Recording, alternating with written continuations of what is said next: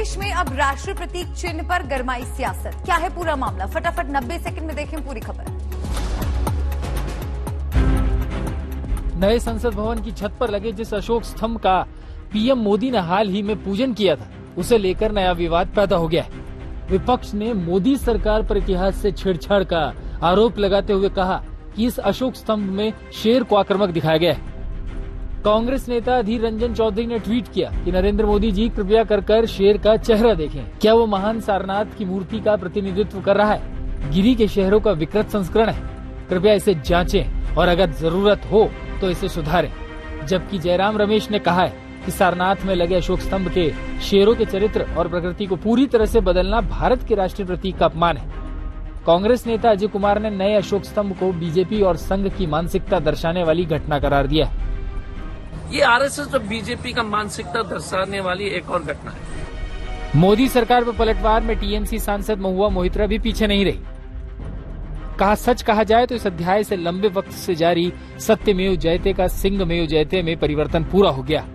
BJP नेता अमित मालवीय ने अशोक स्तंभ में किसी भी बदलाव को खारिज किया और 2D और 3D इमेज का हवाला दिया है। केंद्रीय मंत्री हरदीप पुरी ने राष्ट्रीय प्रतीकों को मुद्दा बनाने पर विपक्ष की खिंचाई की है, जबकि बीजेपी नेता प्रियंका टिब्रेवाल ने इस विवाद को काली विवाद से ध्यान हटाने की साजिश करार दिया है। वो यहाँ तक कह गई कि शेर की पहचान उनकी आक्रामकता से है और सियारों और शेरों पर बोलने का अधिकार नहीं।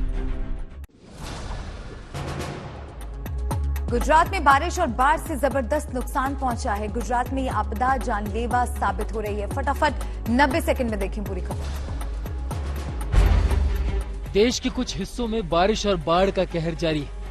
गुजरात के लिए आपदा जानलेवा साबित हुई है। बारिश और सैलाब से अब तक गुजरात में 69 लोगों की जिंदगियां छिन चुकी है। मौसम विभाग के मुताबिक दक्षिण गुजरात, सौराष्ट्र और कच्छ के कई जिलों में 2 दिनों में भारी बारिश की आशंका है। सूरत समेत 6 जिलों में भारी बारिश की आशंका में रेड अलर्ट जारी किया गया है। कच्छ में बारिश तबाही बनकर बरसी है। जनजीवन अस्त व्यस्त हो गया है। नदियों में उफान से सड़कों पर दरिया बह रहा है और बस्तियां तालाब में तब्दील हो गई हैं। नवसारी में भारी बारिश से बाढ़ के हालात हैं। ड्रोन से ली गई तस्वीरों में नवसारी तैरता नजर आ रहा है। हर तरफ जल ही जल विस्तार है। नवसारी में एनडीआरएफ की टीमें लगातार रेस्क्यू ऑपरेशन में जुटी हैं।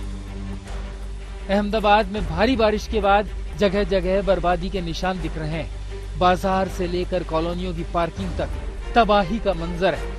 भुज में एक अस्पताल तालाब में तब्दील दिख रहा है, तो वहीं राजकोट में अस्पताल के भीतर जल भराव से मरीज बेहाल है। गुजरात में नर्मदा जिले में केले की खेती चौपट हो गई। किसानों को करोड़ों का नुकसान पहुंचा है। गुजरात के वलसाड़ और डांग में मुसीबत के बीच मददगार आ गए हैं और जरूरतमंदों तक दवाइयां पहुंचा रहे हैं। बारिश और बाढ़ की विनाश लीला का जायजा लेने के लिए सीएम भूपेंद्र पटेल ने प्रभावित इलाकों का हवाई सर्वे किया। बात महाराष्ट्र की। महाराष्ट्र समेत देश के कई हिस्सों में मौसम को लेकर अलर्ट जारी किया गया है। सैलाब का संकट कहां कहां है, फटाफट 90 सेकंड में विस्तार से देखिए। गुजरात के साथ देश के और कई हिस्सों में मौसम विभाग ने भारी बारिश की चेतावनी जारी की है। महाराष्ट्र के कोल्हापुर, पालघर और दूसरे कई जिलों में भारी बारिश की आशंका के साथ रेड अलर्ट जारी किया गया है, जबकि मुंबई में 14 जुलाई तक ऑरेंज अलर्ट है। जल भराव की वजह से अंधेरी सबवे को बंद करना पड़ा। मध्य प्रदेश के कई जिलों में भी अगले 5 दिनों में भारी बारिश का अनुमान है। छिंदवाड़ा में एक गाड़ी तेज बहाव में फंस गई। बाद में गांव वालों की मदद से गाड़ी में सवार लोगों को रेस्क्यू किया जा सका। जबकि सीहोर में काम करते वक्त अचानक बड़े जलस्तर से 20 मजदूर सिप नदी में फंस गए, जिन्हें एनडीआरएफ और एसडीआरएफ जवानों की मदद से रेस्क्यू किया जा सका। मध्य प्रदेश के शाहपुर में दरिया पुल के ऊपर से बह रहा है, लिहाजा नेशनल हाईवे को बंद कर दिया गया है। तेलंगाना के नलगोंडा, सूर्यापेट, महबूबाबाद के लिए भी मौसम विभाग ने रेड अलर्ट जारी किया है। तेलंगाना के आदिलाबाद जिले के 10 गांव टापू बन गए। इस इलाके में बनाए गए अस्थायी पुल बह गए। दरबथांडा में 2 युवक बाइक समेत बह गए। किसी तरह स्थानीय निवासियों ने उनकी जान बचाई। तेलंगाना के मंगपेट में सैलाब के बीच विस्थापन जारी है। 44 परिवारों को सरकारी स्कूल में बने पुनर्वास केंद्र में शरण दिलाई गई है। आंध्र प्रदेश में तो गोदावरी नदी के उफान से बाढ़ का खतरा बन गया। आज तक ब्यूरो।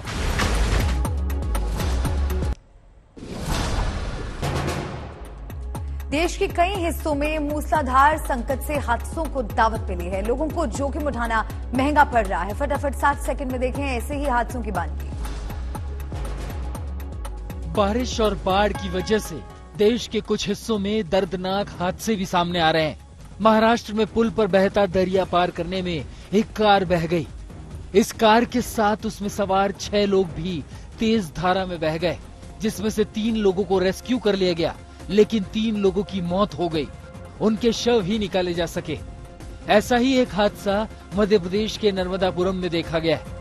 यहाँ ओल नदी का रौद्र रूप एक बाइक सवार के लिए काल बनकर आया और वो बाइक समेत तेज धार में बह गया। जबकि उत्तराखंड के अल्मोड़ा में सैलाब की वजह से एक कार डूब गई। कार में 4 शिक्षक सवार थे। गनीमत रही कि सभी को सुरक्षित बाहर निकाल लिया गया। गुजरात के मांडवी में पिकनिक मना रहे 31 लोग ओवरफ्लो हो रहे विजय सागर डैम के सैलाब की चपेट में आ गए, जिन्हें सूचना मिलने पर एनडीआरएफ की टीम ने सुरक्षित बाहर निकाला और बड़ा हादसा बच पाया। आज तक ब्यूरो।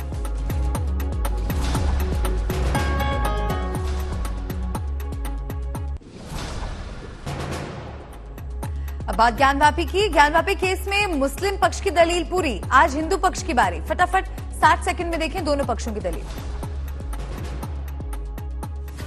वाराणसी में ज्ञानवापी मस्जिद विवाद में आज वाराणसी कोर्ट में फिर सुनवाई होगी। आज भी हिंदू पक्ष अपनी दलीलें जारी रखेगा और दोपहर 2 बजे तक सुनवाई जारी रहेगी। सरकारी वकील राणा संजीव सिंह के मुताबिक कल मुस्लिम पक्ष की दलीलें पूरी होने के बाद केस चलाने के लिए हिंदू पक्ष ने अपनी दलीलें पेश करनी शुरू की थी।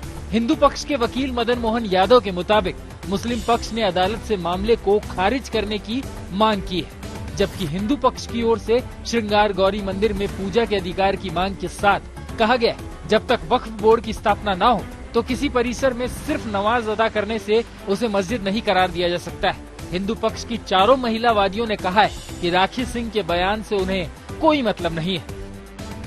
राखी सिंह कभी भी सुनवाई में मौजूद नहीं रही, लिहाजा ये लड़ाई हम सब मिलकर आगे भी जारी रखेंगे और काशी की बेटियां ये लड़ाई लड़ती रहेंगी।